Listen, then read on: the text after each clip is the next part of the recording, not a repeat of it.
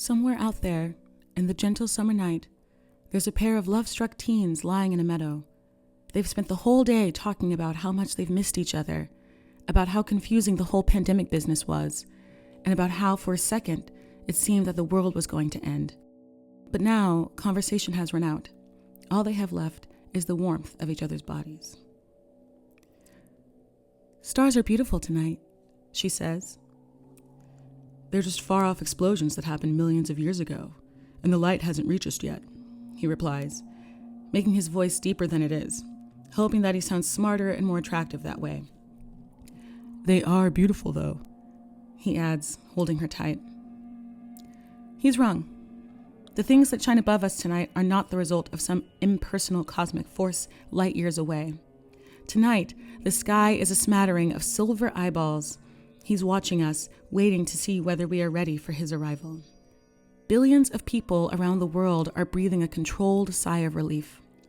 They keep on asking each other in hushed voices whether the world will slowly start returning back to its old shape, whether we will have crossed our collective rough patch, whether life will go back to normal. It won't. After tonight, things will never be the same. When he walks our streets, they will weep, they will rage, they will despair, but once the dust settles, they will submit. They are not prepared for his arrival. They are not prepared for the judgment and force that will rain from the sky directly into each puny mortal soul. But I am. I have a carrot cake made with my sweat, blood, and tears to prove it. Tonight, the 100-Eye God will feast on my offering. Moving to the capital wasn't a decision that I made lightly. The life I had back in my dusty town was nothing to scoff at. It was a peaceful existence filled with uncomplicated bar work, aged friendships, and the occasional lover that I liked. But it wasn't enough. I knew that if I didn't get out while I still could, I would end up getting knocked up and nailed down to an existence of watching trains rumble through the capital. No one thought I would actually do it.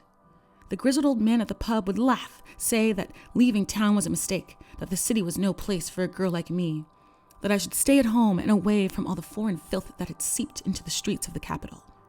Those that would share my bed would take my plans to leave personally, as if me wanting to taste the world outside of our dead in town was an affront to their masculinity, as if me wanting to leave meant that I didn't love them as much as they loved me. And I guess they were right. After the inevitable argument, after the forced peace, it was always difficult to sleep. As I lay on the edge of that uncomfortable mattress, all that I could hear was the far-off thumping of trains heading towards the promised land. Somewhere out in the darkness was a bright city, a place where people from all across the world rubbed shoulders and spoke of home, a place where poets and artists and musicians schemed works of magnificence that would take the planet by storm, a place where I could feel whole. When the stroke of midnight forced the planet into a new decade, I made the decision. I was going to take the leap. The Austro-Hungarian Empire died a shameful death in the early 20th century, but its ghost still haunts the governmental offices of the capital into this day. In the eyes of every bureaucrat lingers a bit of that famous disdain for human life which made Kafka put a pen to paper. The first couple of weeks in the capital were spent running around offices figuring out the details of my health insurance, of my transit card, of my new permanent address. Each soulless face that hid behind plexiglass made me feel smaller and smaller, until I felt like I barely existed at all. Yet I knew that if I made it through the paperwork, if I endured those never-ending hallways, I would end up being a permanent resident in a city that bustled with life. My permanent address was changed to an apartment in the old Soviet housing projects. I was set to start working in the bar at one of those tourist traps that turn our culture into a sellable, authentic experience. I had my transport card and my health insurance and everything else I needed. Every morning I would count down the days to the film screenings, to the language exchanges, to the lectures held in dusty basements that I so craved to be a part of.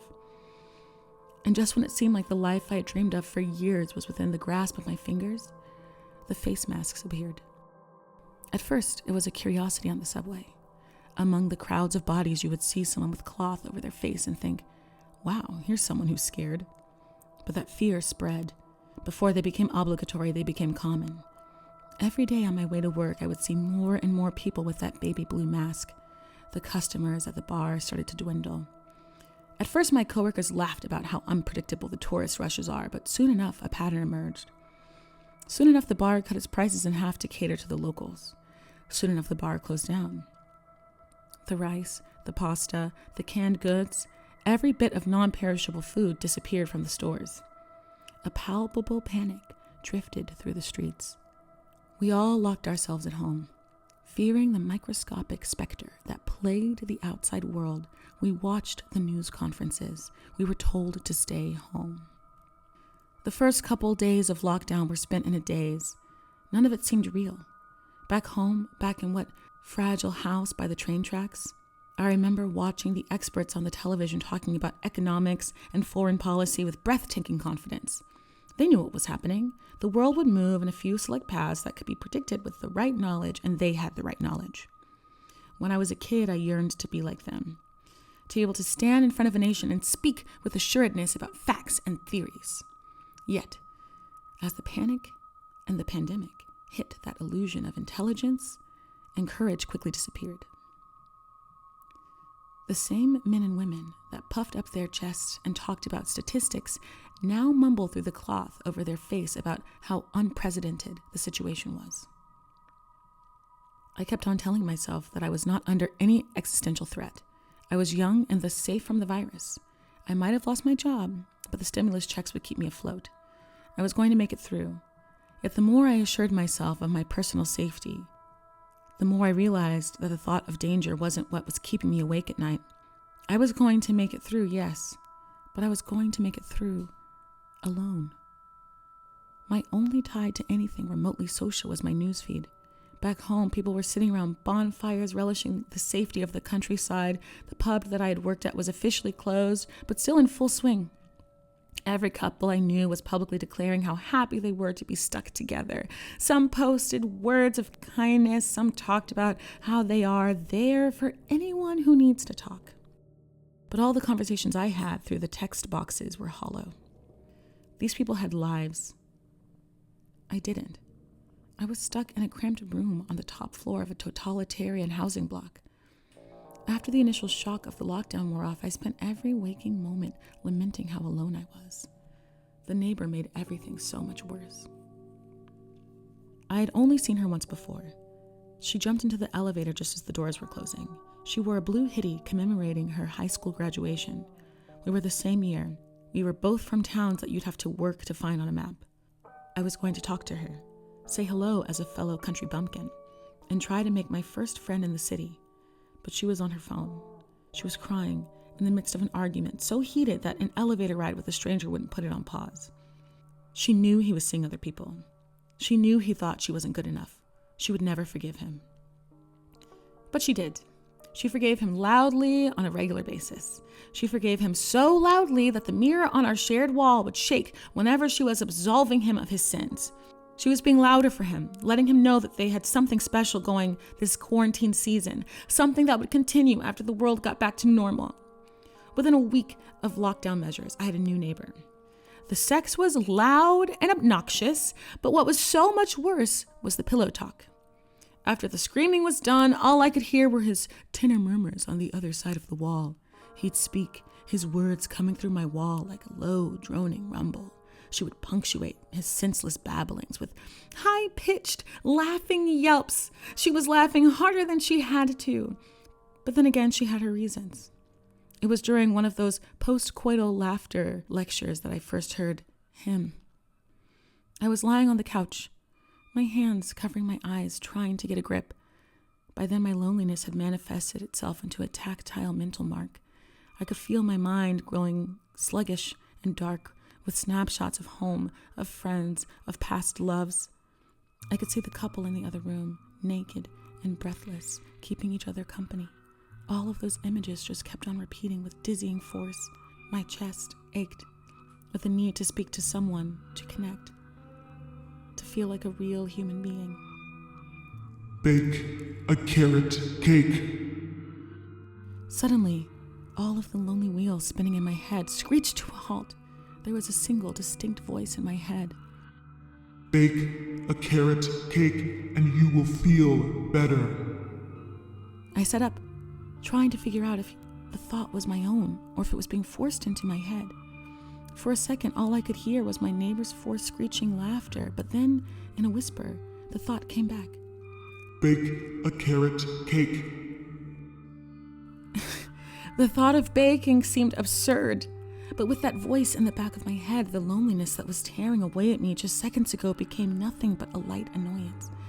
I thumbed out an inquiry for a recipe on my phone. I had sugar, I had flour, I had eggs, and there was a handful of sad carrots nearing the end of their life rolling around the back of my fridge. Bake a carrot cake. The voice whispered as I heated the oven. When I was 8, I went through a phase where I thought cooking was the neatest thing. Every Saturday morning, my mom would let me trail her in the kitchen and help out in whatever way my grubby 8-year-old hands could. My cooking career didn't last long, though. One Saturday, my mother decided I was skilled enough to cut vegetables. I wasn't. It wasn't a big cut, but as I sucked in my finger, my excitement for the Saturday kitchen adventures disappeared. A couple weeks later, while the parents were out at a dinner party, I decided I'd seen enough cooking shows to make French toast on my own. I hadn't. I somehow managed to give myself severe food poisoning. That put an end to my interest in cooking. Yet, as I grated away at the rubbery carrots that probably belonged in the trash, all of my cooking-related trauma took a back seat. It felt good to be doing something. All of a sudden, I wasn't some social reject clawing at her face on a couch. I was a woman with a goal. I was a chef. Careful about your fingers. Graters are among the most common source of kitchen injury. My mind whispered. I mixed the ingredients, piled the weird gray sludge into a baking tray and hoped for the best. The kitchen filled with the smell of carrots and too much egg. This carrot cake will not be good. The voice spoke with a bit more strength this time. And neither will the next one or the one after that. But you must keep on baking. You must keep on improving. For when the day comes, his eye shall fall upon your creation in judgment. Ding! I took out the cake. Didn't wait for it to cool down and burnt my tongue with a tasteless mistake. The voice was right. The carrot cake I had made was the equivalent of eating polystyrene covered in expired carrot juice. But it felt good to have made something. I knew I could do better. I knew I would do better. My neighbors were starting off another round of forgiveness, but I had my face mask on and was out the door before the mirror started to shake. The grocery store was filled with improvised face coverings and fearful eyes. People were picking up a year's worth of pasta, a couple years' worth of rice, lifetime supplies of toilet paper stacked like a misguided Tower of Babel, swayed from side to side in the carts of the most paranoid-looking shoppers. Yet the produce remained plentiful. I picked out some healthy-looking carrots, a variety of spices, and another bag of flour. Everything seemed simple enough until I reached the checkout. Back home, at the pub where I worked, the jukebox barely worked, and even when it did, it refused to play anything other than Frank Sinatra and hits from the communist era. I didn't know self-checkout machines were a common thing until I moved to the city, and even then I would always prefer to stand in line to make eye contact with a stranger. During the pandemic, that choice was taken away. The machine refused to weigh my carrots, then it misidentified them as watermelons. Then it informed me that I had scanned in enough carrots to afford 2 months' worth of rent. I struggled with the machine for what felt like an eternity. Then something snapped in me. I was in a city where I didn't know anyone, trying to negotiate carrot prices with a robot. I was going crazy. Back home, all my friends were gearing up for a drunken bonfire, and I was stuck under sad fluorescent lighting. Stop it! The voice commanded, as my eyes welled up. This is just another thing you have to master in order to satisfy him. You will learn how to operate this cursed machine, and you will deliver a sacrifice worthy of his gaze. Who is he? I said out loud. The screen of the self-checkout went dark. All I could see was my own reflection. All I could see were my watery eyes. Bake a carrot cake and you will feel better, The voice suggested. I started scanning my groceries again. It took effort, but eventually I walked out with a bag full of carrot cake ingredients. Time in isolation doesn't behave like normal time. When it is observed in drags with sluggish impossibility, yet when one looks back, it seems as if it had passed instantaneously. One moment you are staring at the clock, waiting for a single cursed minute to pass, but then snap! It's 3 months later, and all you have to remember the past by are blurry flashes of activity. My 3 months in lockup were one long stay in the kitchen. At first, the murmurs and moans and shrieks of my neighbors bothered me, but soon enough, they were drowned out by my own company. As long as I was grating the carrots, as long as I was mixing the icing, as long as I was baking, the voice was there. Did you know that carrots were first discovered in what is modern-day Afghanistan 5,000 years ago? As I worked in the kitchen, the voice would whisper truths into my ear with a soft rumble. Did you know that carrots have the same consistency as a human finger? Did you know that the carrots were not usually orange until the 17th century? Did you know that carrots are over 87% water? My first carrot cake wasn't good. My second cake wasn't good. My third cake wasn't good, and the trend continued. Yet with every finished dish, my chest swelled with pride. I was getting closer. With every twist to the recipe, with every experimental spice thrown in, I was getting closer to an offering that I could bring him. Did you know that the myth that carrots improve your sight was perpetuated during the Second World War to hide the fact that the British Royal Air Force developed night radars? Did you know that carrots have the same consistency as a human finger? You can bite them right off. Did you know that a teaspoon can hold 2,000 carrot seeds? The voice became a steady companion. I looked forward to hearing the smooth rumble every day, every moment that I could spare. Did you know that carrots have the same consistency as a human finger? You can bite them right off. Did you know that a carrot, a single carrot, can give you enough energy to walk a mile? My 20th carrot cake tasted delicious. My 25th was godly, yet there was still something missing, something that was not good enough. After countless trips to the fluorescent-lit supermarket, after I mastered the self-checkout machine and could grab all of my ingredients with closed eyes, I stopped. The trips were too long, the produce too unpredictable. I could not spend half my days collecting ingredients across town. I started shopping online, finding the most exotic of spices, the most exquisite of carrots. One day I woke up to a blender being delivered to my apartment. I didn't remember ordering it, but my grater was blunted enough to warrant it. The next round of carrot cakes were smoother than ever, and yet there was still something missing. I continued experimenting with the recipe. I threw in pinches of ginger, teaspoons of vanilla extract, canned pineapples, and the voice kept on whispering, Did you know that carrots are a good source of fiber? Did you know carrots have the same consistency as human fingers? You can bite them right off. Try it. Yet it wasn't just carrot-related facts that the voice whispered to soothe my lonely soul. The voice spoke of him. He was near. Soon enough, he would walk the land to deliver his judgment. He was watching, waiting for the moment to lumber through our mortal realm. My offering had to be perfect. He would not accept anything less. And my carrot cake was not perfect, yet. Did you know carrots have the same consistency as a human finger? You can bite it right off. Try it. I caught a glimpse of myself in the mirror. I was staring at a stranger whose unwashed teeth were filled with traces of that orange treat, whose hair was matted with remnants of flour and egg and icing, a stranger with nails uncut for months. The various sweet messes from the kitchen had gathered beneath my nails to make a sick, thick layer of black grime. Try it! I put my dirty pointer finger in my mouth and bit down as hard as I could. A lightning bolt of agony, a spritz of iron in my icing-covered mouth. The bite caused me horrific pain, but the finger was still attached. A carrot does not have the same consistency as a human finger. Do not give up. You are so close to perfection. The 100-Eye God requires true sacrifice from those who serve him. He is watching. Do not disappoint him. I put my finger back in my mouth. Over the months, I had forgotten the sound of my own voice. The whisper in my head had become so ingrained in my internal monologue that I considered it a part of myself. My own vocal cords had become a distant memory. Removing my finger reminded me of what I sound like. As I screamed, my hands worked independently of my mind. They turned on the gas burner. They heated up a butter knife. They cauterized the wound. I collapsed on the flour-covered floor of my kitchen. He can see you. He has seen the work.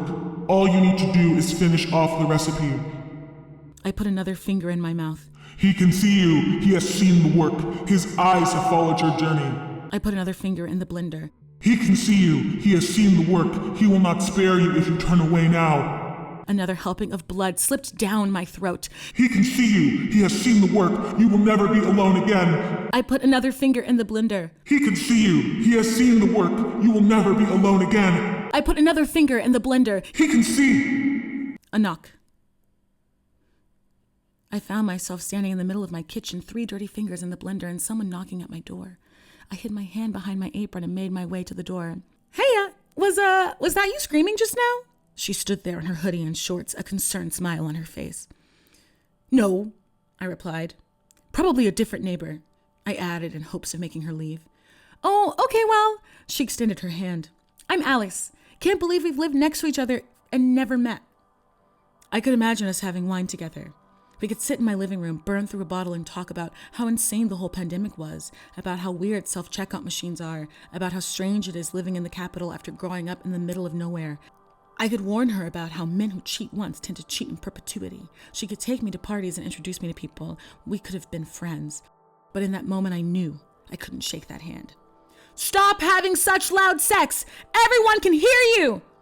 I hear myself say before I slam the door with my stub of a hand. The 100-Eye God is the only company I need now! I went back to the blender. I had not tasted this carrot cake, but I know it is exactly what he wants. Tonight, I will meet him, and I will not be alone. I know that all across the city, all across the villages and towns, there are others like me, men and women who have heard the call, who have heard the whispers and followed them to their inevitable end. Tonight, we will all meet. Tonight, we will meet beneath those shining eyes in the sky. Somewhere out there in the gentle summer night, there's a pair of love-struck teens lying in a meadow. They talk of the stars as if they were beautiful, as if they were far-off lights from explosions a million years in the past, but they are wrong. Those stars are eyes, and they are watching us. They are waiting for the arrival of the 100-Eye God.